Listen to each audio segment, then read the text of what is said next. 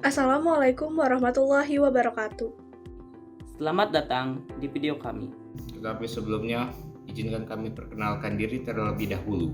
Perkenalkan, nama saya Hayunda Tazkiyatun Nafsi dengan NIM 2007125.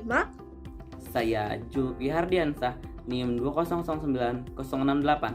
Nama saya Rafa Kintara Arif dengan NIM 2005471. Selamat menyaksikan.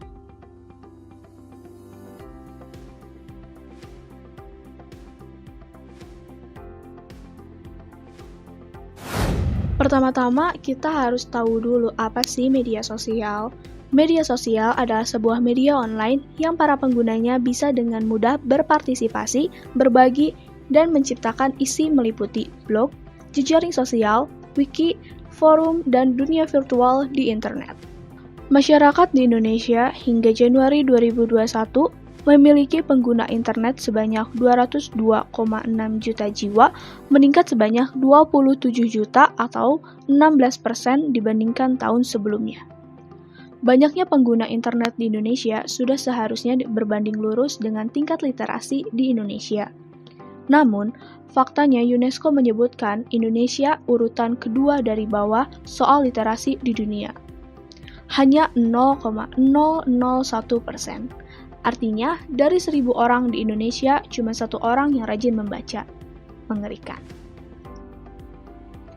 Serta 100 juta penduduk Indonesia memiliki gadget. Dengan jumlah sebesar ini, Indonesia menjadi negara dengan pengguna aktif smartphone terbesar keempat di dunia setelah China, India, dan Amerika. Masyarakat Indonesia juga banyak meluangkan waktu di gadgetnya, tetapi kita malas membaca. Oleh karena itu, informasi akan ditelat bulat-bulat. Belum bisa membedakan mana fakta, mana opini. Bahkan kecepatan otak kita untuk mencerna maksud dari tulisan akan kalah cepat dengan kecepatan jari untuk berkomentar. Tidak memikirkan dampak yang akan terjadi lewat tulisannya. Hal ini pula yang akan menjadi salah satu ancaman dalam Negara Kesatuan Republik Indonesia pada saat ini. Buruknya kualitas pengguna internet Indonesia ditunjukkan pula oleh hasil survei Microsoft yang bertajuk Digital Civility Index atau DCI. Survei ini bertujuan untuk menunjukkan tingkat keberadaban pengguna internet di seluruh dunia yang dilakukan sejak 2016. Hasil dari survei tersebut menunjukkan bahwa Indonesia memiliki skor 76 menurut survei terakhir yang dilakukan pada April hingga Mei 2020. Semakin besar skor, maka semakin buruk pula indeks yang didapatkan, dan sepertinya Indonesia memburuk sebesar 8 poin sejak setahun sebelumnya. Skor tersebut menjadikan Indonesia menduduki peringkat paling tidak sopan di antara negara-negara Asia Tenggara lainnya yang ikut disurvei. Meski sangat kontroversial di masyarakat, ada sejumlah faktor kuat yang mendukung data tersebut. Di antaranya peningkatan hoaks dan penipuan online, peningkatan ujaran kebencian, dan banyak lagi. Data yang cukup menggembirakan adalah terkait diskriminasi online yang turun sebesar 2 poin. Berikut ini adalah contoh-contoh kasus akhir-akhir ini yang membuktikan betapa mengerikannya jari-jari netizen Indonesia.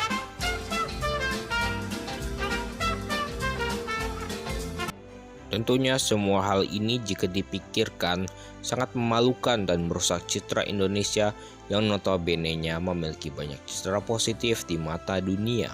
Peristiwa ini juga diperparah dengan tetap maraknya perundungan dan penghinaan yang terjadi di berbagai platform media sosial Indonesia.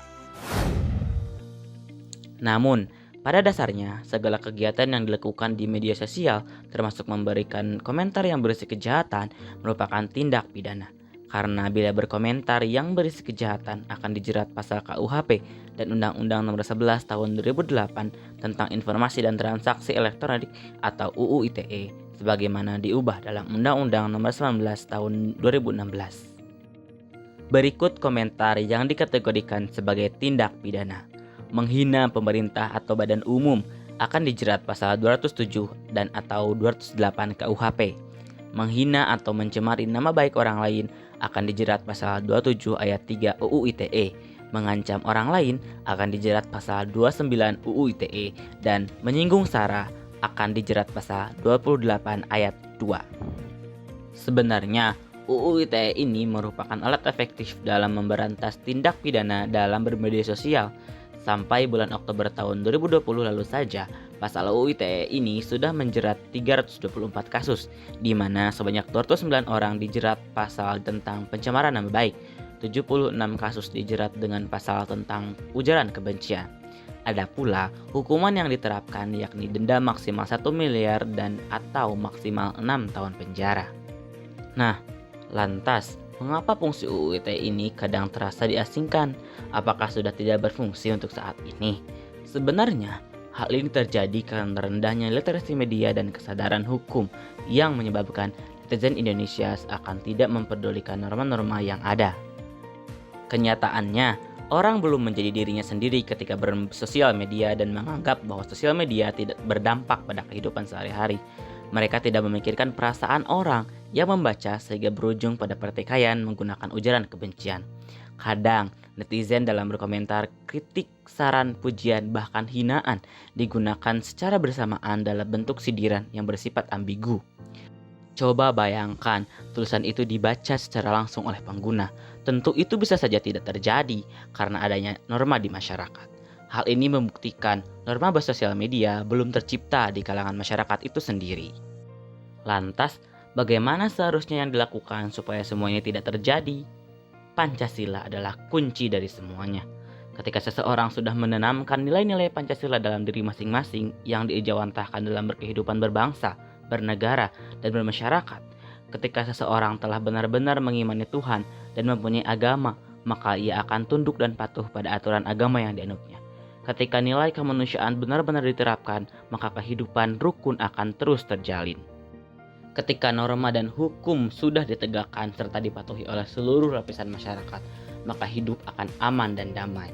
Ketika persatuan dan kesatuan digalakkan dan menghargai diversitas budaya yang ada serta mengedepankan toleransi, semangat persatuan dan kesatuan untuk mewujudkan netizen yang baik akan tercapai.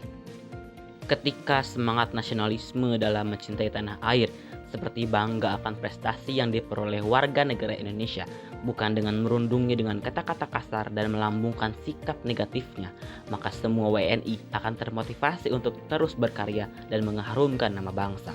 Dengan bijak bersosial media juga akan merubah citra netizen Indonesia di mata dunia. Contoh sikap bijak dalam bersosial media seperti jadilah diri sendiri ketika bersosial media. Perkaya diri dengan literasi digital, manfaatkan sosial media untuk hal yang positif. Bedakan kritik, saran, ejekan, pujian, dan hinaan. Ketahui konten yang bersifat publik dan privasi. Cek dan recheck kebenaran informasi, serta batasi penggunaan media sosial itu sendiri. Sekian dari video kami. Apabila terdapat kekurangan, mohon dimaafkan.